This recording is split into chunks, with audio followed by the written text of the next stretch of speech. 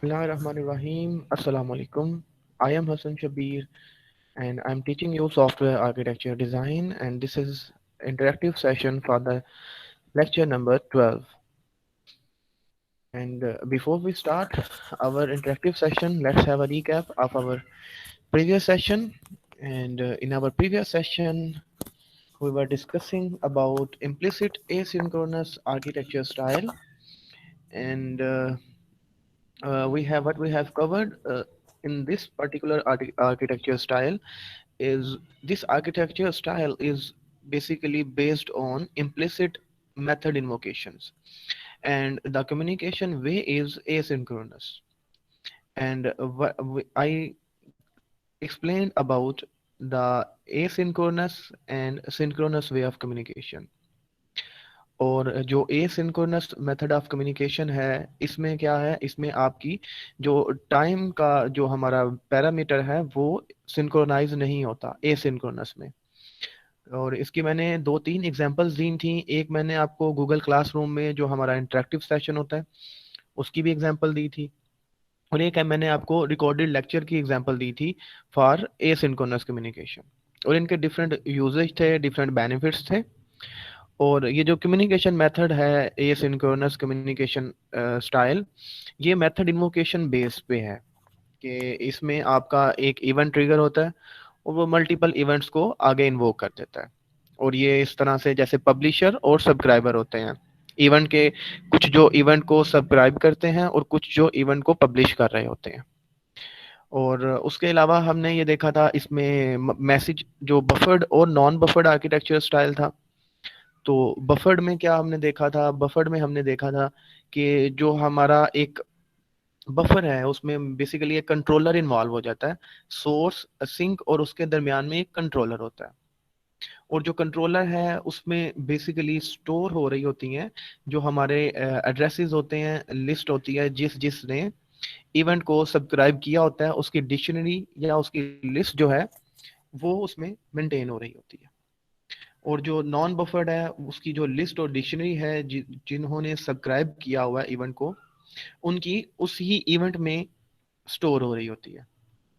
और इसके साथ फिर हमने कल के लेक्चर में जो हमारा मैंने इंटरेक्टिव से पहले आपको रिकॉर्डिंग सेंड की है उसमें हमने डिस्कस किया है about MVC model view controller architecture style को। और ये जो model view controller architecture style है, आई थिंक स्टूडेंट्स आप, हेलो, मेरी आवाज आ रही है आपको? जी सर, आ रही है आवाज आपकी। ओके ओके, क्योंकि यहाँ पे इंटरनेट की थोड़ी कनेक्टिविटी का इशू है। तो तो इंशाल्लाह अभी एक या दो हमारे और वीक क्लासेस होंगी रेगुलर, लाइक जिस तरह से मैं आपको रिकॉर्डेड लेक्चर और इंटरेक्टिव सेशन होंगे। और उसके दौरान मैं आपको प्रोजेक्ट भी सेंड कर दूंगा जो आपका टर्म प्रोजेक्ट होगा। और आप मुझे बता दो आपको किस टाइप का प्रोजेक्ट चाहिए, या रिसर्च बेस्ड दे दूं ग्रुप में, या फिर आपको मैं लाइक जिस तरह से आप लोग करते आ रहे हो कोई असाइनमेंट टाइप दे देता हूँ। क्या आप असाइनमेंट्स कर रहे हो तो क्या वो आपके लिए सूटेबल है, या फिर आपको मैं रिसर्च बेस्ड प्रोजेक्ट दे देता हूँ? असाइनमेंट ही दे दे सर, कोई असाइनमेंट दे दें। तो वो काफी असाइनमेंट, ज्यादा प्रोजेक्ट पहले ही काफी ज्यादा मिले हुए हैं। बट ये सर प्रोग्राम, वो जो आपने यूज केस डायग्राम वैसी दी थी ना सर, वैसी दे दें। मतलब आप कह रहे हो केस स्टडी टाइप? सर जी वो ऐसी दे दें, वैसी कर लेंगे सर, इतनी मुश्किल भी ना कीजिए, जैसे असाइनमेंट थी वैसी हो। हाँ सर वो हाँ, पहले ठीक है ठीक है। पहले काफी टीचर ने ना प्रोजेक्ट दिए हुए हैं इस वजह से। हाँ, तो वो मैं देख रहा हूँ उसमें ये है कि कुछ बच्चों ने अभी तक वो सबमिट नहीं करवाया मुझे। सर लेकिन हाँ मैंने तो करवा दी है, मेजोरिटी ने तो करवा दी काफी क्लास में बच्चों ने। सर वो वाला जो आपने कहा था कि इसके बारे में स्टडी करना है, नहीं और नहीं, आप में से बच्चों किसी ने भी अभी, मैं अभी देख के बता देता हूँ आप में कितनों ने सबमिट करवाया है, क्योंकि आपकी वैल्यूएशन अब मैं करूंगा टोटली गूगल क्लासरूम के बेस पे। सर वो ग्रुप वाइज नहीं थी। ग्रुप वाइज थी, लेकिन आपने ग्रुप वाइज अगर हर बंदे ने अपनी अपनी सबमिट करनी थी ना, ग्रुप में थी लेकिन आपने अपनी सबमिट करवानी थी। लेट्स सी, वो असाइनमेंट नंबर 1 थी आई थिंक। और मैं उसको देखता हूँ कि सबमिट किसने करवाई असाइनमेंट नंबर 1। है ना, 14 बच्चे अभी भी रहते हैं जिन्होंने सबमिट नहीं करवाई।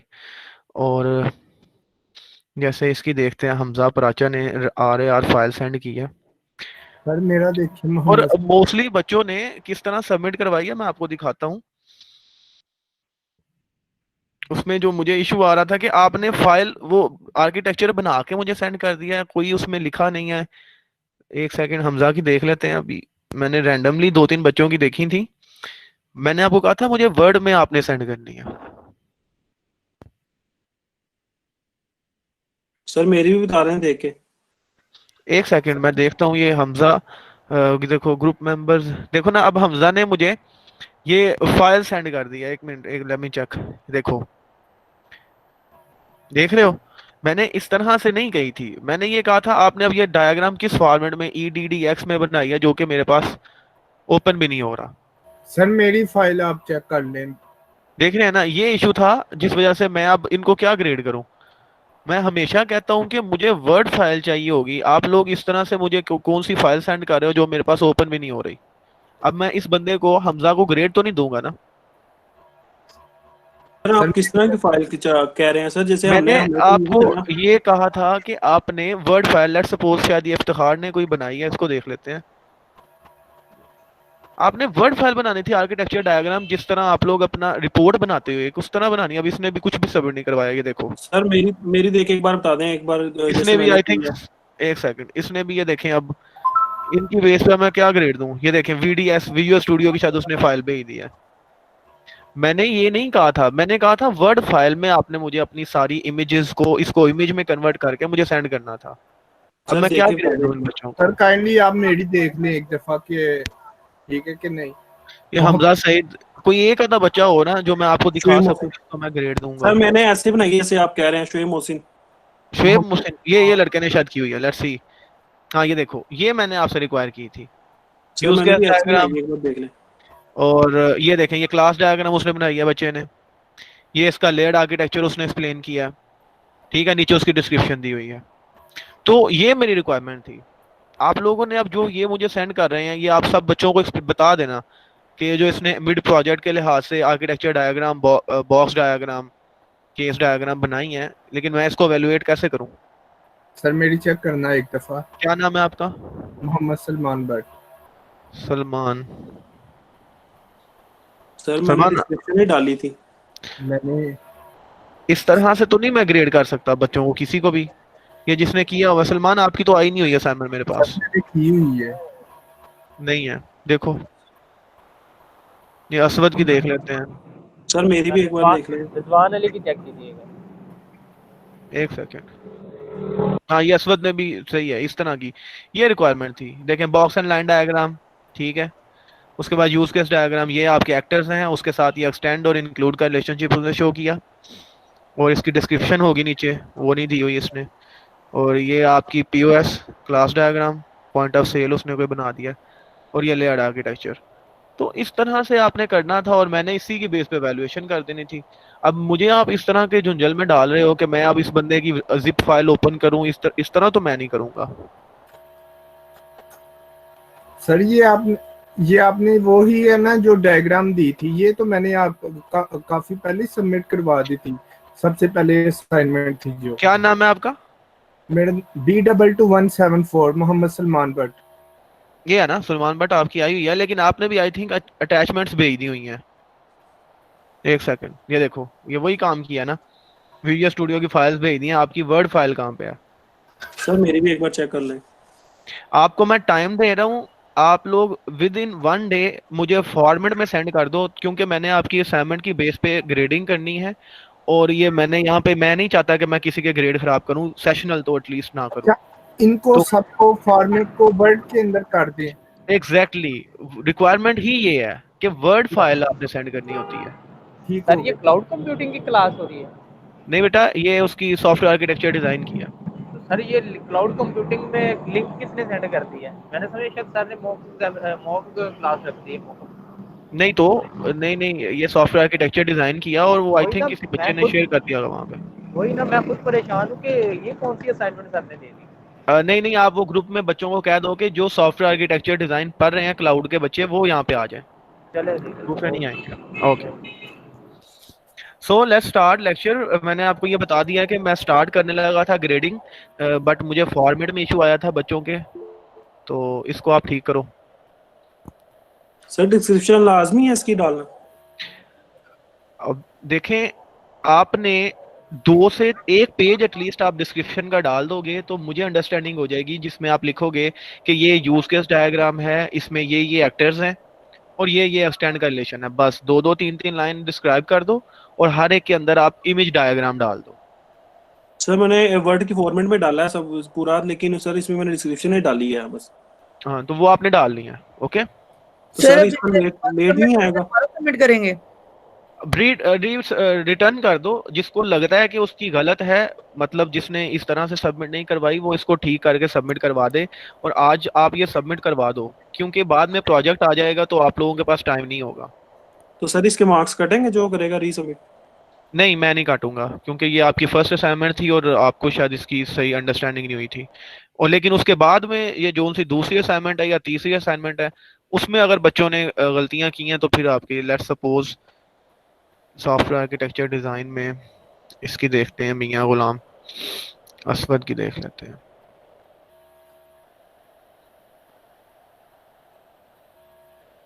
ना ये ठीक है, ठीक है, इस तरह से ये रिक्वायर है, दैट इज रिक्वायरमेंट। ओके, तो ठीक है, आपकी एक और असाइनमेंट होगी। I think 3 assignments are enough. और अब मैं आपको प्रोजेक्ट दे दूंगा और वो प्रोजेक्ट आपने विद इन 2 वीक्स और 3 वीक्स, जितने हमारे रिमेनिंग वीक्स हैं, उसमें आपने उसको वाइंड अप करना है। ओके, आज इंशाल्लाह ताला मैं आपका प्रोजेक्ट जो है उसको मैं अपलोड कर दूंगा। So let's start our lecture. तो हमने अब जो हमने स्टार्ट किया आर्किटेक्चर स्टाइल, ये है interaction oriented software architecture style. तो देखें, इसके नाम से ही आपको आइडिया हो रहा है इंटरेक्शन ओरिएंटेड, मतलब जिसमें यूजर का इंटरेक्शन इन्वॉल्व होगा। ठीक है, ये बेस ही यूजर के इंटरेक्शन पे करेगा। और इसके अलावा जो हम पढ़ रहे थे कुछ डाटा के, आपका जिसमें डाटा की रिपॉजिटरी थी, उसका इंटरेक्शन बहुत। मेरा एक सवाल सुन लें प्लीज। जी जी।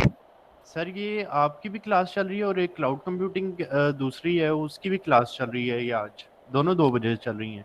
नहीं, क्लाउड की किस तरह से चल सकती है? नहीं सर, वो दूसरी है intro to computing and social media technologies, और वो अपने स्केड्यूल के हिसाब से चल रही है। नहीं, आपका ये जो आर्किटेक्चर की क्लास है ये कब होती है? सर जी आर्किटेक्चर तो नहीं है। सॉफ्टवेयर आर्किटेक्चर डिजाइन नहीं है आज? क्या हो गया? सर ये आप सॉफ्टवेयर आर्किटेक्चर डिजाइन पढ़ा रहे हैं? ऑब्वियसली। सर सर मैं ये क्लाउड क्लाउड के लिंक से कंप्यूटिंग को आया किसी ने बच्चा। ग्रुप में लिंक भेजा है क्लाउड कंप्यूटिंग की, उसमें तो ये किसने लिंक शेयर की? ना आपने लिंक शेयर किया क्लाउड का, उसमें क्लाउड में।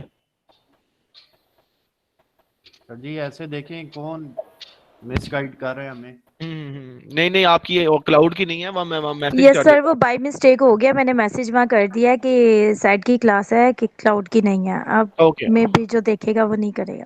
चले ठीक है। ओके, सो अब हमारा, एक सेकंड मैं देख लूं। ठीक है, अब जो क्लाउड वाले बच्चे आए हैं वो जा सकते हैं इंशाल्लाह ताला। कल क्लाउड का इंटरेक्टिव सेशन है, क्लाउड की डिस्कशन हम लोग वहाँ पे कल करेंगे। सर अभी कोई क्विज तो नहीं है ना? आज एक क्विज है। इसके क्लास के बाद सर? क्लास के बाद आपका क्विज होगा। Okay sir. ओके, सो तो एमवीसी फ्रेमवर्क का नाम आपने तो ऑलमोस्ट जितने भी सॉफ्टवेयर हाउसेज में जाते हो आप इसका नाम सुनते आए होगे। एमवीसी कोई अगर कहता है सर डॉट नेट पे काम किया तो उससे पूछते हैं कि आपको एमवीसी फ्रेमवर्क आइडिया है। आप इंटरव्यू के लिए जाओगे, आपसे पहला क्वेश्चन पूछा जाएगा एमवीसी फ्रेमवर्क के बारे में क्या जानते हैं आप। तो एटलीस्ट मैं ये चाहूंगा इस लेक्चर के एंड पे आपको इतना आइडिया हो कि एमवीसी फ्रेमवर्क है क्या, उसका यूज किस तरह हम करेंगे और वो किन सिचुएशन में यूज किया जाएगा।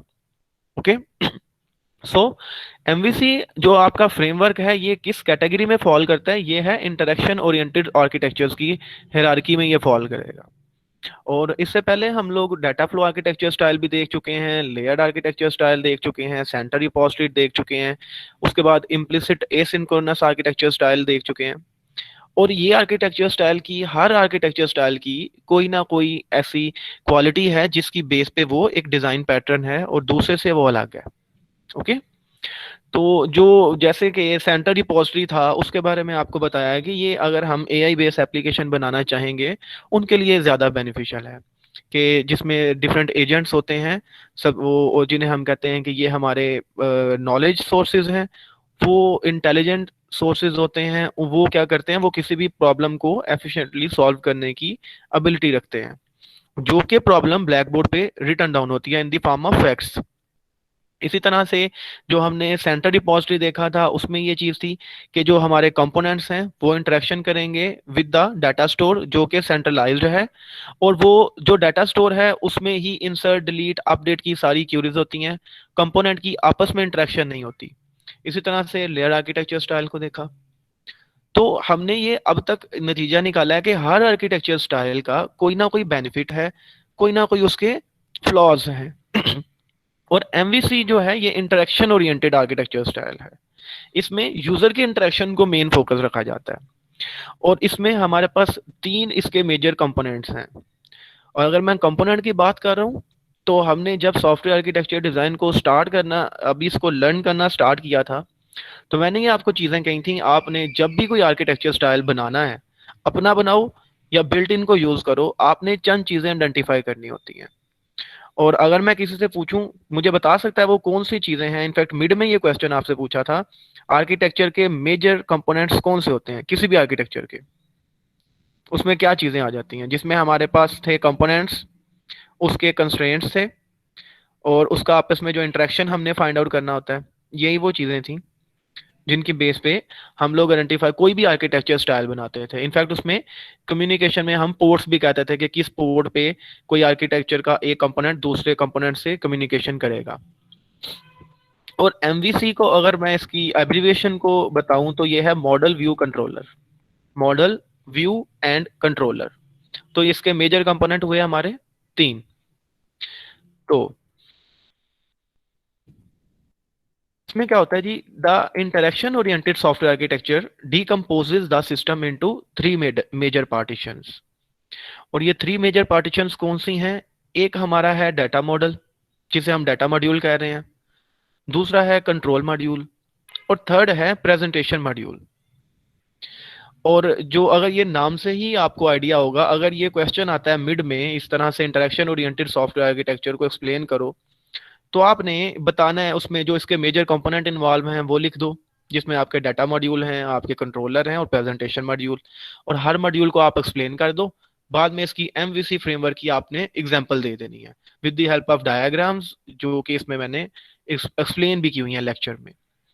तो अब से आप अपने फाइनल की प्रेपरेशन स्टार्ट कर दो, क्योंकि चंद वीक्स रह गए हैं आपके फाइनल में। और मैं ये चाहूँगा अगर आप अभी भी आपने लेक्चर की रिकॉर्डिंग नहीं सुनी तो वो स्टार्ट कर दें। इनफैक्ट इंटरेक्टिव सेशन को ज़रूर आप सुने, उसमें हम मोस्टली वही टॉपिक को डिस्कस करते हैं जो हम लोगों ने रिकॉर्डेड लेक्चर में मैंने डिलीवर किए होते हैं। तो डाटा मॉडल, जो डाटा का मॉड्यूल है, इनफैक्ट इसमें क्या आएंगे, जितने भी हमारे डाटा के रिलेटेड एक्टिविटीज़ हैं, लाइक इंसर्ट डिलीट अपडेट, जिसकी बेस पे डाटा की प्रोसेसिंग होती है, और आपका बिजनेस लॉजिक। और बिजनेस लॉजिक क्या होता है? Core business logic. Business logic का मतलब ये होता है कि जिसके लिए इनफैक्ट कोई भी सॉफ्टवेयर की प्रोडक्ट बनाई जाती है वो किसी ना किसी बिजनेस लॉजिक को इम्प्लीमेंट कर रही होती है, किसी बिजनेस लॉजिक के लिए यूज हो रही होती है। वैसे तो मेरे पास अगर डाटा पड़ा हुआ है, for example in my database मेरे पास एक स्टूडेंट का रिकॉर्ड है, एक मेरे पास सब्जेक्ट्स का रिकॉर्ड पड़ा हुआ है, डाटाबेस तो पड़ी हुई है मेरे पास, वो डाटा स्टोर में या मेरे डाटा मॉड्यूल में वो डाटा पड़ी हुई है, बट ये सिर्फ रॉ डाटा है। जो बिजनेस लॉजिक है वो उसको मीनिंगफुल रिप्रेजेंटेशन दे देता है, उसको मीनिंग दे देते हैं डाटा को। लेट्स सपोज मैं ये क्यूरी करता हूँ, मेरे बिजनेस की लॉजिक ये है कि show me the detail of दो students who are registered for software architecture design.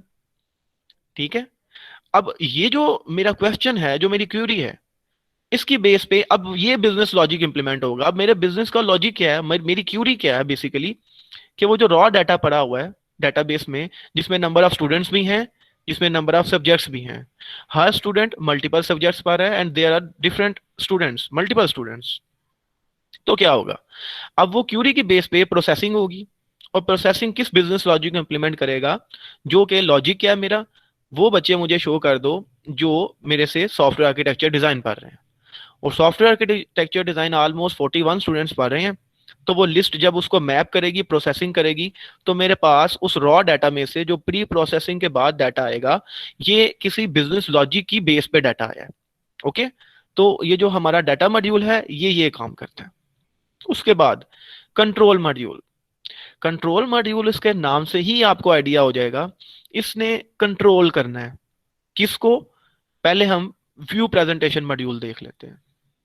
तो ये जो व्यू प्रेजेंटेशन मॉड्यूल है, ये आपका यूजर इंटरफेस का व्यू है, जिसे हम यूआई कहते हैं, यूजर इंटरफेस। किसी भी क्लाइंट को क्या हम डायरेक्ट एक्सेस देते हैं हमारे डेटाबेस पे? नहीं। आप जब भी अपनी एप्लीकेशंस बनाओगे, आप उसको एक यूआई दोगे, यूजर इंटरफेस दोगे, जिसके थ्रू वो आपकी डेटाबेस को एक्सेस करेगा। ओके, तो जो यूआई है, जिसमें आपने यूजर इंटरेक्शन करेगा विद योर डाटा, जो आपका डाटा मॉड्यूल है, वो जो यूआई के जरिए वो इंटरेक्शन करेगा, और इसके लिए जो मिडल मैन होगा, that is your control module. कि यूजर को डायरेक्ट एक्सेस नहीं मिलेगी डाटा की। यूजर जब भी एक्सेस करना चाहेगा with the help of user interface, वो रिक्वेस्ट करेगा आपके कंट्रोलर को, कंट्रोलर आगे रिक्वेस्ट करेगा डाटा मॉडल को। तो ये क्या होगी, ये डायरेक्ट कम्युनिकेशन नहीं होगी, ये आपकी इनडायरेक्ट कम्युनिकेशन हो रही है। कि यूजर जो यूजर इंटरफेस से क्यूरी देगा, वो जाएगी डाटा मॉड्यूल को, सॉरी आपके कंट्रोल मॉड्यूल को। कंट्रोल मॉड्यूल बेसिकली कम्युनिकेशन करवाएगा आपके यूजर इंटरफेस की, आपके जो बैकएंड पे आपकी डेटाबेस पड़ी है उसकी, उसके साथ। तो ये इनकी अपनी रिस्पॉन्सिबिलिटीज हैं हर मॉड्यूल की, और हर module independent from each other है।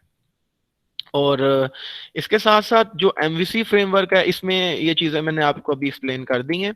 डाटा मॉड्यूल क्या कर रहा है, ये provide abstraction to the core business logic and on data processing, and the view presentation module is responsible for visual and or audio output presentation and may also provide user interface when necessary.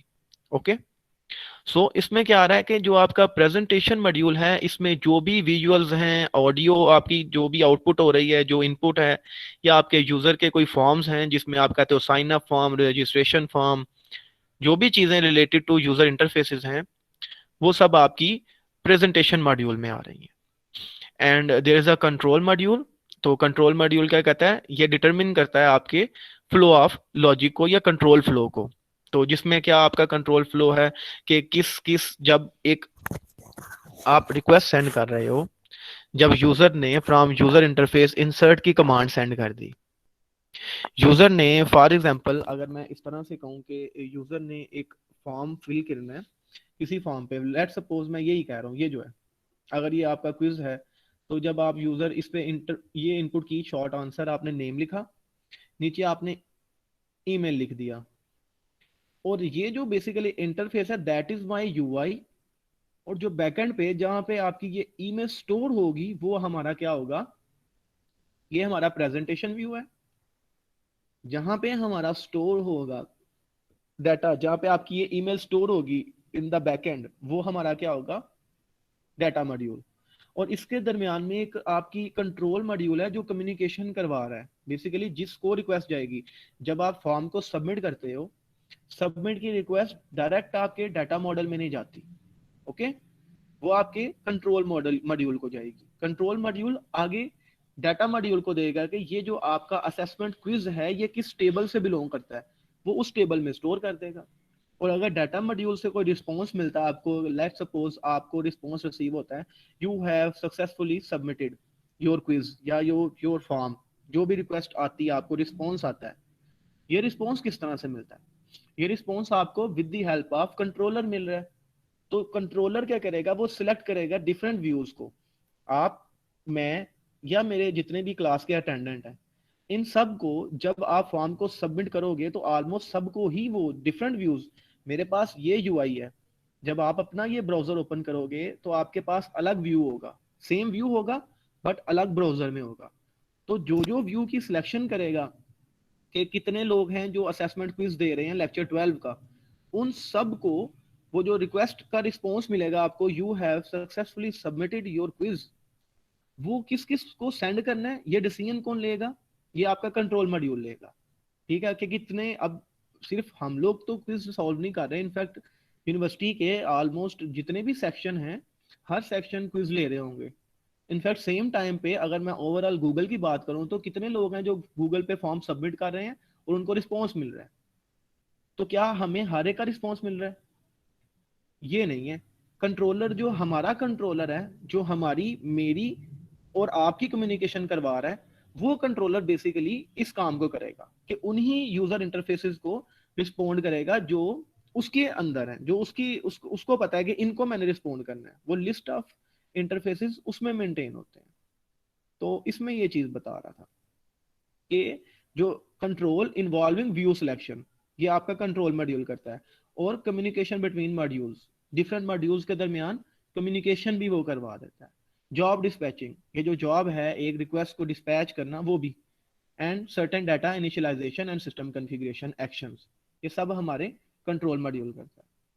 अगर मैं ये कह दूं कि जो भी हमारा data का स्टोरेज है वो डाटा स्टोर डाटा मॉड्यूल करेगा। व्यू जो है उस डाटा के, मतलब फॉर एग्जांपल आपको कि वो यूजर इंटरफेस है, बट जितनी भी डाटा की प्रोसेसिंग है, जो बिजनेस लॉजिक की इंप्लीमेंटेशन है, ये सब हमारी कंट्रोल मॉड्यूल करेगा। तो ये ठीक होगा आसान अल्फाज में। तो इसमें एक एमवीसी फ्रेमवर्क है जिसको हमने डिस्कस किया, मॉडल व्यू कंट्रोलर का। तो मॉडल व्यू कंट्रोलर इसी हायरार्की पे बेस करता है जिसमें हमारे पास एक मॉडल है, एक व्यू है और उसका एक कंट्रोलर है। तो जो मैं एक्सप्लेन कर चुका हूँ, मॉडल का काम क्या है, उसने डाटा की, मतलब जिसमें आप डाटा स्टोर करोगे, जिसकी बिजनेस लॉजिक इंप्लीमेंट होती है, ये सब जो है ये हमारा डाटा मॉडल करेगा। व्यू जो है ये बेसिकली यूजर इंटरफेस है, और कंट्रोलर जो है ये हमारी कम्युनिकेशन करवा रहा होता है। और इसकी एग्जांपल हम रियल लाइफ से एक ले लेते हैं। रियल लाइफ की एग्जांपल इस तरह से आप समझ लो कि मॉडल व्यू कंट्रोलर, आप इसको अंडरस्टैंड कर लोगे। जब मैं रियल लाइफ एग्जांपल दूंगा इंशाल्लाह आप इस कॉन्सेप्ट को ग्रास्प कर लोगे, ओवरऑल कॉन्सेप्ट को। ओवरऑल कॉन्सेप्ट ये है, फॉर एग्जांपल अगर मैं ये कहूँ कि हम लोग, आप किसी रेस्टोरेंट में गए हो, तो रेस्टोरेंट में जाते हो तो आपको एक यूजर इंटरफेस प्रोवाइड किया जाता है। यूजर इंटरफेस कह रहा हूँ, या मैं आपको कहूँ कि मेन्यू कार्ड। जो मेन्यू कार्ड है बेसिकली वो आपका यूजर इंटरफेस आप समझो। और जब आप मेन्यू सिलेक्ट करते हो, आपने कहा कि मैंने बर्गर का ऑर्डर देना है, आपने जब वो ऑर्डर प्लेस करना है, आप डायरेक्टली किचन में नहीं जाते, जो उनका रेस्टोरेंट का किचन होता है आप उसमें नहीं जाते, आप जाके अपना बर्गर नहीं बनाते, आपको इतनी अथॉरिटी नहीं होती। आपको एक क्या मिलता है, हमें एक वेटर की फैसिलिटी मिलती है। वेटर क्या करता है, वो हमसे हमारा ऑर्डर ले लेता है। जो भी मैंने सेलेक्ट किया, फॉर एग्जांपल मैंने यूजर इंटरफेस से मैंने बर्गर की सिलेक्शन की। जब मैंने बर्गर की सिलेक्शन कर दी, अब मैंने सिलेक्शन के बाद अपना जो ऑर्डर है वो किसे सेंड कर दिया, मैंने डायरेक्ट शेफ को नहीं कहा। मुझे एक मिडल मैन है जो कि हमारा कौन है, कंट्रोलर। जो कंट्रोलर कौन हुआ, हमारा सॉरी जो हमारा वेटर है। वेटर को हमने रिक्वेस्ट सेंड कर दी कि मैंने बर्गर खाना है, तो हमने हमारा जो बर्गर का ऑर्डर था हमने वेटर को दे दिया। वेटर ने हमारा ऑर्डर लिया और उसने देखा कि there are different section of hotel, जिसमें पिज्जा भी बन रहा है, बर्गर भी बन रहे हैं, जिसमें कोई कॉन्टिनेंटल डिशेस भी हैं। बट वो उसको पता है कि किस मॉड्यूल में या किस डाटा सेंटर पे या किस प्लेस पे, डाटा मॉड्यूल पे मैंने जाना है जहां पे जो बर्गर बनाने वाला शेफ है वो है। तो जो हमारा कंट्रोलर है वो ये डिसीजन ले रहा है। अब जब आपको रिक्वेस्ट आई उसे from the user and, UI से, अगर मैं यूआई कह रहा हूँ अब तो वो आप समझ लो कि यूजर एंड है। यूआई से जब रिक्वेस्ट आ गई तो क्या हुआ, देन अब जाएगी वो रिक्वेस्ट जो आपका कंट्रोलर है, जो कि हमारा अभी इस सिनेरियो में जो हमारा वेटर है वो शेफ के पास ले जाएगा, उस किचन में ले जाएगा जिस किचन के लिए मेरी रिक्वेस्ट है। जब वो उसके पास ले जाएगा तो अब क्या होगा, जब वो रिक्वेस्ट के अकॉर्डिंग देखेगा कि इसको बर्गर की रिक्वेस्ट है, तो बर्गर की जो रिक्वेस्ट है वो उसको फुलफिल करने के लिए वो देखेगा, शेफ देखेगा कि किचन में फ्रीजर पड़ा है, freezer like your database, database पड़ी है। अब डाटाबेस में उसने देखना है जो जो रिक्वायर्ड चीजें हैं, पैटीज हैं या चीज है, वो सब फ्रीजर से निकालेगा और आपको वो प्रोडक्ट बना के क्या करेगा, डायरेक्ट नहीं देगा, वो with the help of waiter, waiter को देगा, वेटर आपको वापस दे देगा। तो ये जो मेथड ऑफ कम्युनिकेशन है that is model view controller. Real life में इस तरह, अगर मैं सॉफ्टवेयर की टर्म में एग्जांपल दूं तो जो मैंने अभी आपको गूगल फॉर्म की एग्जांपल दी या साइन अप की एग्जांपल दूं कि आप किसी फॉर्म पे साइन अप या रजिस्टर्ड करते हो तो हम अपनी वहाँ पे फिल करते हैं फॉर्म को। जब फॉर्म फिल कर लेते हैं तो डेटाबेस को डायरेक्टली वो सेंड नहीं होता, वो हमारा एक कंट्रोलर होता है। कंट्रोलर में ये लॉजिक इंप्लीमेंट होता है। कंट्रोलर को पता है कि किस डेटाबेस के टेबल में ये फॉर्म की रिक्वेस्ट जो है वो मैंने सबमिट करवानी है, तो वो क्या करेगा, कंट्रोलर उस रिक्वेस्ट को लेगा, आगे उस डेटाबेस को भेज देगा। तो इसमें और दूसरी ये चीज़ है कि जो डाटा है उसको हम डिफरेंट फॉर्म में विजुलाइज कर सकते हैं। व्यू में डिफरेंट व्यूज हैं। फॉर एग्जांपल इसको भी आप, ये एक और एग्जांपल मैं दे रहा हूँ। इसमें देखें हमारी डेटाबेस में 60, 30 एंड 10 ये स्टोर है, मतलब एक सेल, मल्टीपल सेल्स हैं। एक्स वाली रो में देखें सेल जो ए कॉलम का है उसमें 60 है, बी कॉलम में 30 है और सी कॉलम में हमारे पास 10 पड़ा हुआ है। अब ये डाटा है, ये वाला, इस डाटा को जब मॉडल में गई ये रिक्वेस्ट, फॉर एग्जांपल ये अगर मैं ये कह रहा हूँ कि इस डाटा से ये मेन्यू, ये हम कह रहे हैं कि ये हमारा टोटल एक एक्सेल की शीट है जिसमें रो 1 के लिए मॉडल में जगह आ गई। जब मॉडल में आप देखें A equal to 60%, B equal 30%, C equal to 10%। तो जब ये मॉडल में है, अब ये 60, 30 एंड 10% को व्यू करना है। जब ये व्यू करना चाहेगा तो वो सिर्फ एज इट इज व्यू नहीं कर रहा, हम देखें अब 60, 30 एंड 10% को बार चार्ट की फॉर्म में व्यू कर रहे हैं।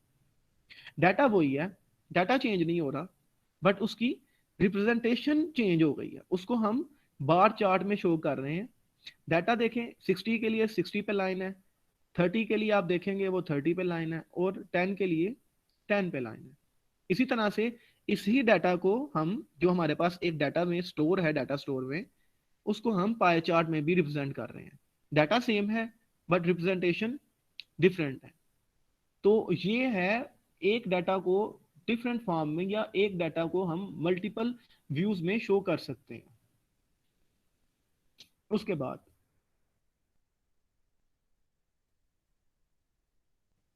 अब ये मॉडल की, इनमें हम, ये इसका आर्किटेक्चर स्टाइल है।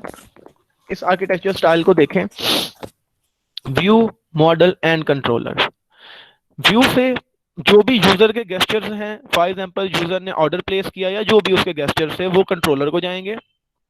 कंट्रोलर क्या करेगा, कंट्रोलर रिक्वेस्ट करेगा आपके मॉडल को कि अब जो रिक्वेस्ट है, फॉर एग्जांपल रिक्वेस्ट थी अपडेट की, रिक्वेस्ट थी इंसर्ट की, जो भी रिक्वेस्ट थी उसके अकॉर्डिंगली वो क्या कहेगा, मॉडल को अपनी चेंज स्टेट करो। मॉडल जब अपनी चेंज स्टेट कर लेगा, मॉडल डायरेक्टली भी व्यू को नोटिफाई कर सकता है but with the help of controller भी कर सकता है। ये इसमें एक डिफरेंस है। मॉडल से देख रहे हैं चेंज का नोटिफिकेशन व्यू को भी मिल रहा है कि जो आप कह रहे हो कि सक्सेसफुली सबमिटेड या इंसर्टेड, रो इंसर्टेड, साइंड अप या सक्सेसफुली रजिस्टर्ड की आपको जो ऑप्शंस या आपको एक नोटिफिकेशन आते हैं वो हमारे डाटा मॉडल से, मॉड्यूल से भी आ सकते हैं, एज वेल एज हमें चेंज, ये जो with the help of controller, data model controller को अपडेट करेगा कि I have updated the record, and then controller जो है वो व्यूज को सिलेक्ट करेगा कि किन किन व्यूज को मैंने ये नोटिफिकेशन देने हैं, उनको वो नोटिफाई कर देगा व्यू को। और जो व्यू है वो स्टेट क्यूरीज कर सकता है मॉडल को डायरेक्टली। अब इसमें ये कह रहा हूँ कि स्टेट क्यूरी होती है, फॉर एग्जांपल उसकी स्टेट चेक करना चाहे, अगर फॉर एग्जांपल जो यूजर है वो डायरेक्टली देख सकता है मॉडल की डिफरेंट रोज को, इंसर्ट, डिलीट, अपडेट नहीं कर सकता, उसे अल्टर नहीं कर सकता, बट डायरेक्टली व्यू से आप मॉडल की स्टेट को देख सकते हो। ठीक है, ये सिंपल, आप मॉडल में अगर 1 लिखा हुआ है तो डायरेक्टली व्यू से देख सकते हो, but you can not directly change the model state. आप व्यू में बैठे हुए डायरेक्टली 1 को 2 नहीं कर सकते, अगर आपने उसको चेंज करना है तो you have to pass through the controller, आपको कंट्रोलर के थ्रू कम्युनिकेशन करनी पड़ेगी। ये इसका आर्किटेक्चर था। उसके बाद एमवीसी जो है इसका यूजेस देखें, व्यू क्या करता है, view renders the model into forms suitable for interaction. बिल्कुल, जो मल्टीपल फॉर्म्स होते हैं इनकी बेस पे आप इंटरेक्शन कर रहे हैं, और टिपिकली यूजर इंटरफेस एलिमेंट, इसे हम व्यू कहते हैं। और एमवीसी का इस्तेमाल वेब एप्लीकेशंस बनाने के लिए किया जाता है। और अगर वेब एप्लीकेशन की बात कर रहा हूँ तो मोस्टली बच्चे बना रहे होते हैं, जब आप यूआई बनाते हैं तो आप HTML5 को, CSS3 को, बूटस्ट्रैप को यूज करते हो और आप एक यूजर एंड या फ्रंट एंड बना देते हैं। तो वो उसमें where the view is the HTML page and the code which gather dynamic data for pages. और इसके साथ साथ HTML के साथ आप कोई ऐसा डायनामिक मतलब आप एजेक्स की क्यूरीज लगा देते हैं या जावास्क्रिप्ट की क्यूरीज लगा देते हैं with the help of that, जो आप डायनामिकली डाटा को लोड कर सकते हैं रन टाइम पे। कि अगर यूजर को एक स्टैटिक पेज बना दोगे आप HTML के थ्रू, बट जब आपने डायनामिक वेब पेजेस बनाने होते हैं तो आप क्या करते हो, आप उसमें थोड़ी सी HTML के साथ PHP की या एजेक्स की थोड़ी सी कोडिंग या जावास्क्रिप्ट की थोड़ी सी कोडिंग डाल देते हो, जिसके जरिए आप उसको इंटरेक्टिव सा बना देते हो। डायनामिकली आपकी यूजर की जो रिक्वेस्ट होती है उसको फुलफिल किया जाता है। तो कंट्रोलर का मैंने जिस तरह से आपको बताया एग्जैक्टली वही है। कंट्रोलर ने आपकी कम्युनिकेशन करवानी है, कोई भी एक्शन उसको आप यूजर के व्यू की सिलेक्शन करनी कि जो मुझे रिक्वेस्ट आई हैं उनका रिस्पॉन्स मैंने किस किस व्यू को देना है, वो भी कंट्रोलर ने आइडेंटिफाई करना है। अगर कोई चेंज मॉडल में आ गई है तो वो इन्वोक करनी है, वो भी कंट्रोलर ने करनी है। और उसके साथ साथ जो भी मॉडल को भी रिक्वेस्ट करनी है कोई भी कंट्रोलर ने ही करनी है। विद ये इसका process and respond to event, जो इवेंट हमारे व्यू से आ रहे हैं, लेट सपोज व्यू से आया रजिस्टर्ड का इवेंट, तो वो रजिस्टर्ड की जो क्यूरी है उसको प्रोसेस मॉडल में करेगा। और अगर मॉडल ने कोई आगे रिस्ट्रिक्शन दे दी कि ये बंदा की ईमेल आईडी में कोई गलती है या उसका रिकॉर्ड ऑलरेडी एग्जिस्ट करता है, इस तरह की जो रिस्पॉन्सेज हैं वो भी with the help of controller ही हमें मिलेंगे। तो वो किन किन व्यूज को जाएंगे ये सिलेक्शन भी कंट्रोलर ही करेगा। और फॉर एग्जांपल थ्रू एमवीसी जो हम करते हैं इसमें आप देख लें, user interact with the user interface, user कोई प्रेस बटन करेगा या कोई क्यूरी देगा उसके जरिए यूजर इंटरेक्ट करेगा। Controller handles the input event from the user interface, ठीक है, कि जो कंट्रोलर है ये उस इनपुट को यूआई से जो उसे मिली है उसे हैंडल करेगा और पॉसिबली वो उसको आगे सेंड कर देगा, जो हमारा डाटा मॉड्यूल है उसको कर देता है। तो the controller accesses the model, possibly update it and in a way appropriate to the user action, कि उस तरह से वो अपडेट कर देगा जो यूजर के एक्शन के लिए सबसे अप्रोप्रिएट वे है उसके अकॉर्डिंगली। फॉर एग्जांपल अगर किसी ने शॉपिंग का चेकआउट किया तो उसका शॉपिंग कार्ट को वो अपडेट कर देगा। अगर ये एग्जांपल के किसी कंट्रोलर को अगर उसने चेकआउट की ऑप्शन दी है तो कंट्रोलर के लिए अप्रोप्रिएट ये है कि उसके कार्ट में अगर 3 आइटम्स हैं तो उन्हें अब क्लियर कर दो, क्योंकि वो कार्ट से अब शिपमेंट की तरफ चली गई हुई हैं। तो ये जितने भी जो प्रोसेसिंग है ये सब क्या हो रही है, ये कंट्रोलर करेगा। और इसमें और क्या है, आप view use the model generate appropriate user interface, ये बिल्कुल मैं बता चुका हूं आपको। The view get its own data from the model, view को डाटा तो मॉडल से ही मिलेगा। The model has no direct knowledge of view, ये वो चीज है जिसको मैंने बताया आपको कि व्यू जो है, view gets its own data from the model, कि ये वाली जो आप इस डायग्राम में मैं आपको दिखा रहा था और बता रहा था कि ये व्यू है जो व्यू डायरेक्टली डाटा ले सकता है फ्रॉम मॉडल, के अगर उसने डाटा को सिर्फ रीड करना है तो वो कर सकता है, but he can not, it can not change the state of the model. अगर उसने चेंज करनी है वो उसने with the help of controller ही करेगा। तो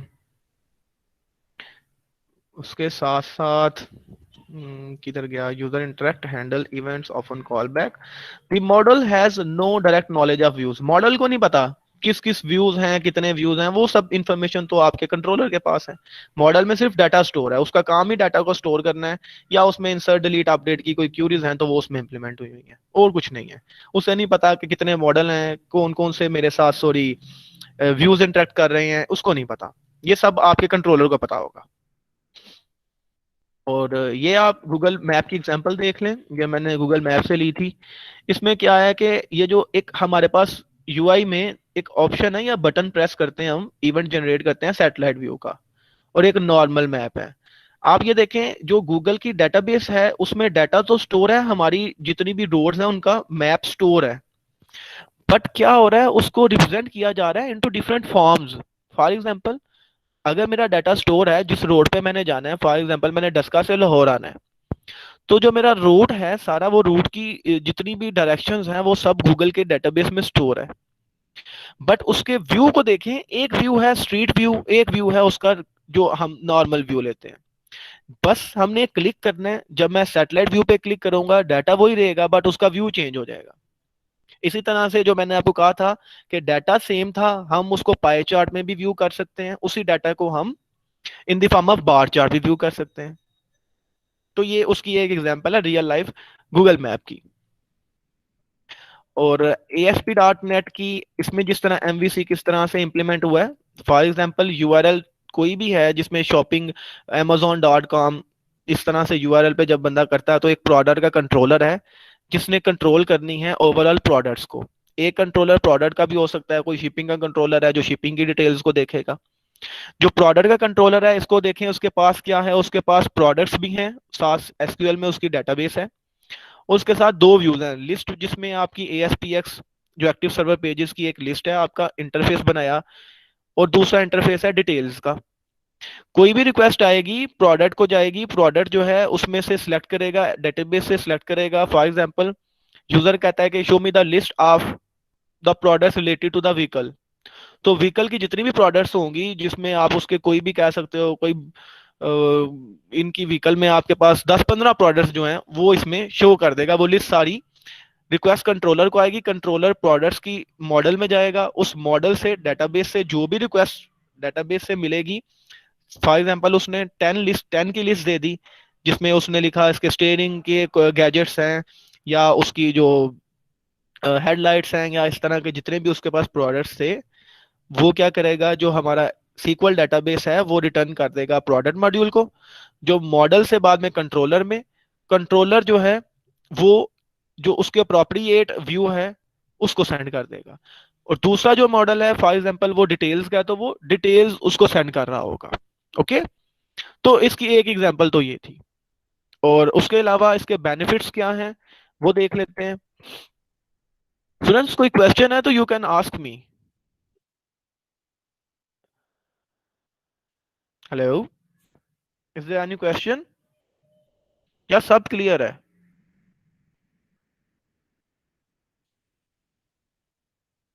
अटेंडेंस लगा दें अपनी अपनी।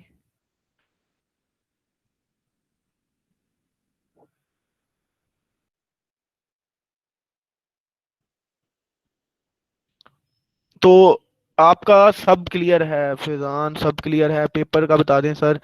पेपर का अभी कोई इन्फॉर्मेशन नहीं है, पेपर की जैसे आएगी मैं बता दूंगा। और सब लोग अपनी अटेंडेंस लगा दो। और तकरीबन अभी सब बच्चों ने अटेंडेंस नहीं लगाई अपनी।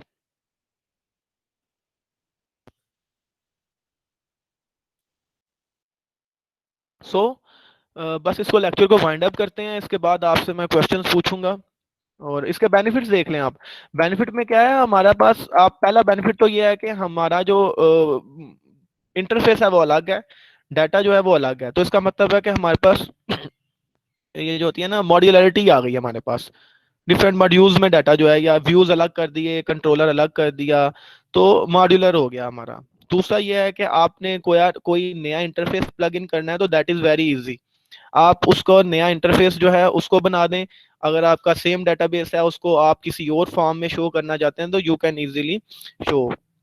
और और दूसरा इसका फायदा ये है कि if you have team of different developers, कोई आपकी डेटाबेस डेवलपर है, कोई आपका फॉर एग्जांपल कोई आपका डिजाइनर है, या कोई आपका वो जो है जिसे हम कहते हैं कि प्रोग्रामर है, तो ये सब लोग एक साथ काम कर सकते हैं एक टीम में।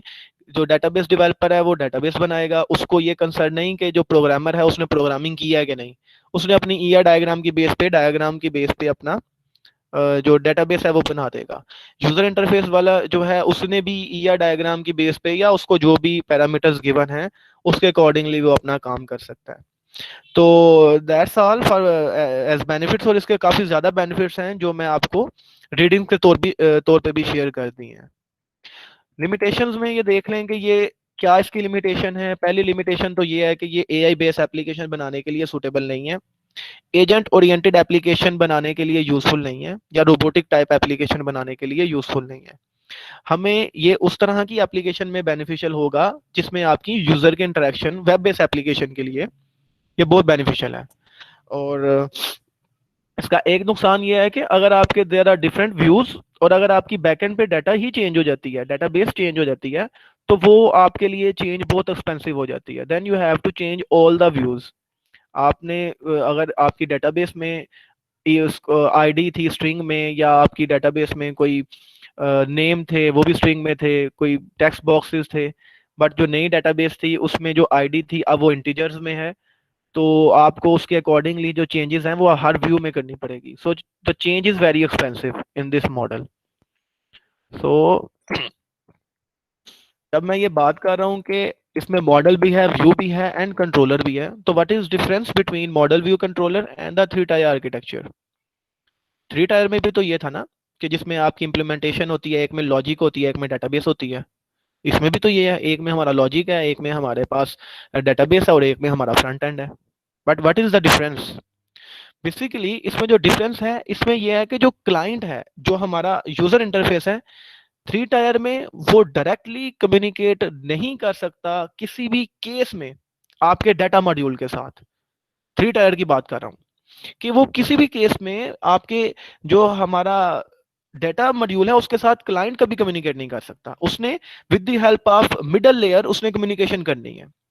बट हम एमवीसी में क्या देख रहे हैं कि client can view data directly from the data module. It can not change but in fact it can view the data from the data module. तो ये बेसिकली इसकी एग्जांपल है कि इसी के बेस पे ये उससे डिफरेंस है। तो conceptually the tier architecture is linear, however the model view controller is a triangular. The view sends update to the controller update the model, and the view gets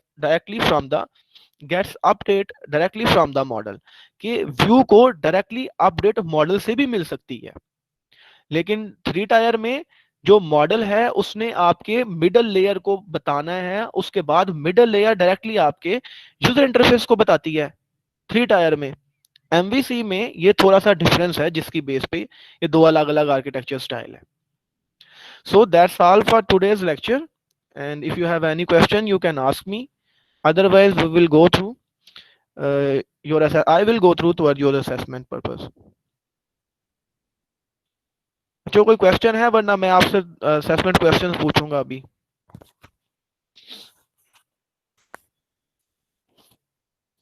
okay, so I think कि आपको ये topic अब clear है।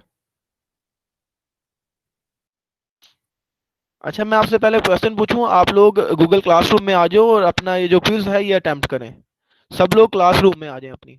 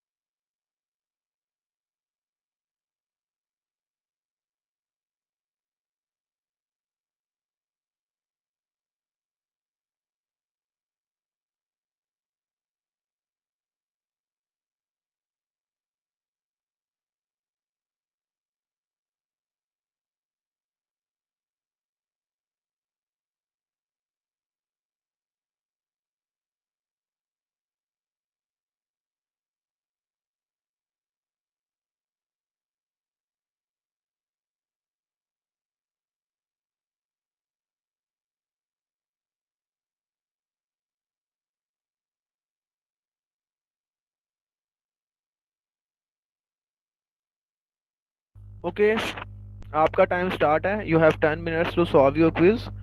और मैंने इसके responses को on कर दिया है। सब लोग क्विज सॉल्व करें।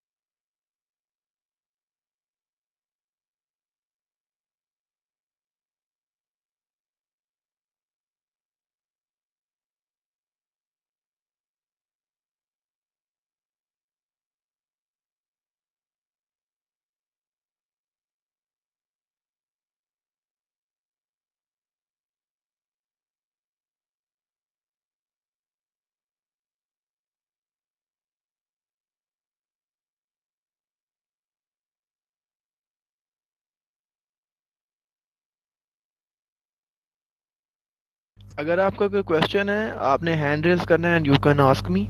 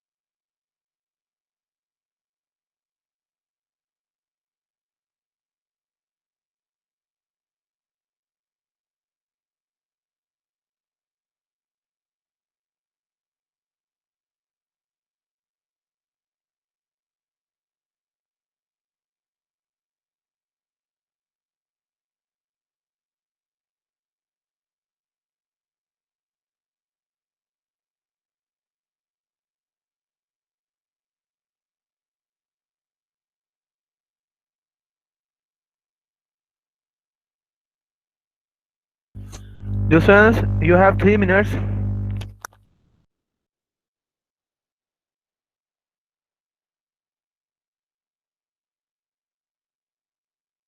सर जी 5 मिनट टाइम थोड़ा काफी ज्यादा है।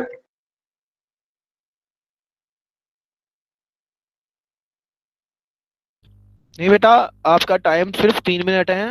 आपको 10 मिनट दिए हैं मैंने। 5 नंबर का ये क्विज था, इसको सॉल्व करने के लिए।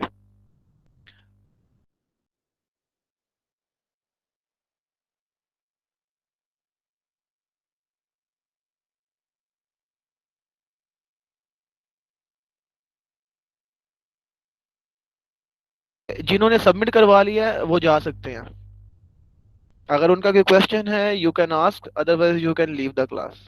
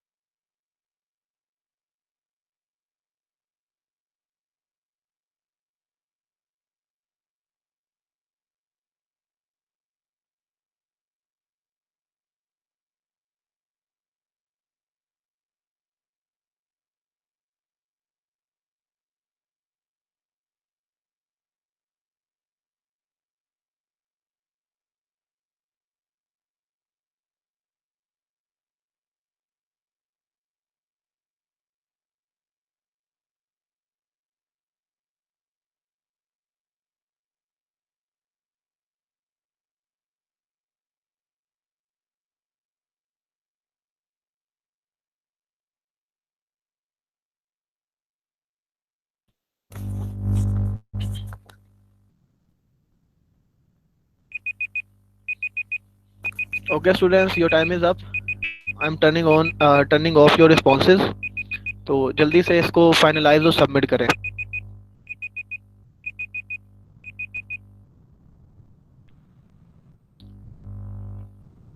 एंड आई थिंक सब ने सबमिट करवा दिया। Okay, so if you have any question you can ask me, otherwise you can leave the class.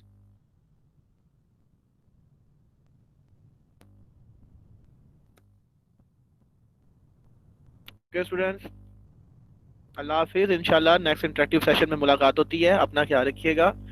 कोई भी क्वेश्चन होगा, अगर आप वीडियो रिकॉर्डिंग सुनोगे, you can ask me in WhatsApp group, you can email me, and you can ask in the chat box of the Google classroom.